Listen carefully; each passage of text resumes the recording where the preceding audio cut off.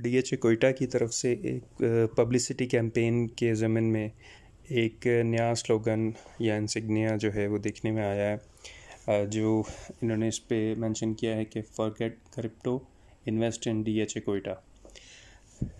आप में से ज़्यादातर लोग ये जानते होंगे कि क्रिप्टो करेंसी एक next level advance level currency है जो डिजिटल करेंसी कहलाती है।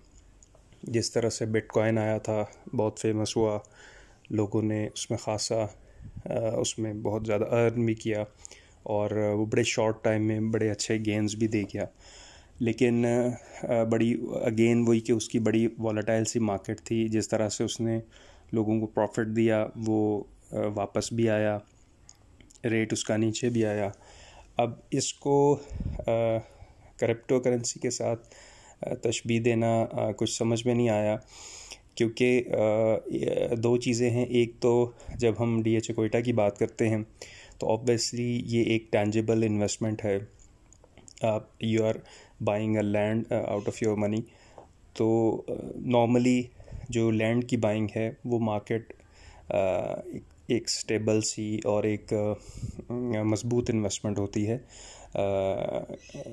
जबकि ये जो करेंसी डिजिटल करेंसी की मार्केट है उसमें क्रिप्टो करेंसी भी है, बिटकॉइन है, उनकी मार्केट्स बड़ी वॉलेटाइल होती हैं। वो जितनी तेज़ी से ऊपर जाती हैं उतनी तेज़ी से नीचे भी आ जाती हैं और उसमें ये उतार चढ़ाव लगा रहता है। और उसको मेरे ख़्याल में ज़ाहिर है डीएचए कोयटा ने मार्केटिंग कैंपेन के तौर पे इसको उसका ये वाला एंगल लिया कि चूँकि वो हाई प्रॉफिट देती है आपको, तो अगर आप डीएचए कोयटा में भी इन्वेस्ट करेंगे तो आपको ये बहुत हाई प्रॉफिट एक्सपेक्टेड है। लेकिन उसका दूसरा जो एंगल है बात का शायद वो सामने नहीं आ सका कि इसका इम्पैक्ट जो है वो कोयटा की मार्केट पे नेगेटिव भी पड़ सकता है। कि जब सोसाइटी ख़ुद उसको कह रही है कि that is like a digital currency और अ क्रिप्टो करेंसी, तो फिर ज़ाहिर है कि ये एक वॉलेटाइल मार्केट होगी, जो कि हम देखने में भी आ रहा है कि इसके रेट्स बहुत ऊपर भी जाते हैं फिर नीचे आ जाते हैं।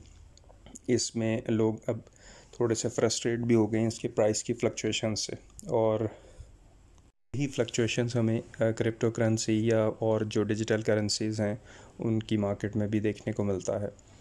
तो अब तो वो टाइम है कि डीएचए कोयटा ज़ाहिर है अब टाइम हो गया इसको आए हुए, और लोग अब इससे एक्सपेक्ट कर रहे हैं कि अब यहाँ इसकी मार्केट एक स्टेबल सी मार्केट हो जाए जो एक अच्छे तरीके से ऊपर जाए, स्ट्रीमलाइन तरीके से बढ़े, बहुत ज़्यादा उतार चढ़ाव उसमें ना हो।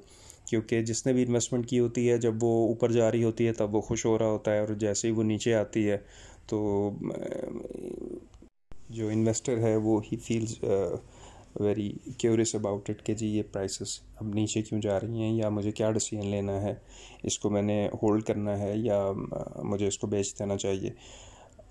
और इतनी बड़ी सोसाइटी की तरफ से इस तरह का मार्केट स्टंट जो है वो पहली दफ़ा ही शायद देखने में आ रहा है, कम से कम डीएचए की तरफ से।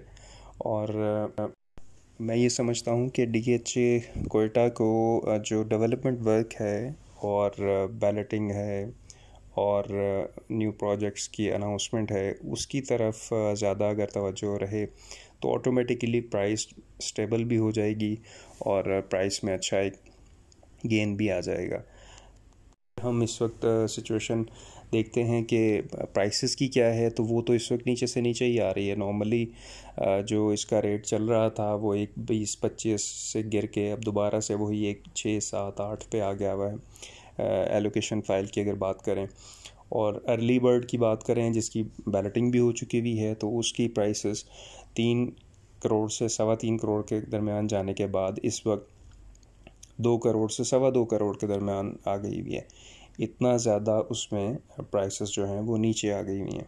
तो इस वक्त ज़रूरत तो ये है कि मज़ीद डेवलपमेंट में तेज़ी आए और जो एलोकेशन है उसकी बैलेटिंग की अनाउंसमेंट सामने आए और उसके बाद उसका एक अच्छा मैप सामने आए जो अर्ली बर्ड के मैप से भी ज़्यादा अच्छा हो और प्रिसाइज मैप हो, तो प्राइस इसकी इंशाल्लाह ऑटोमेटिकली दोबारा से ऊपर जानी एक्सपेक्टेड है।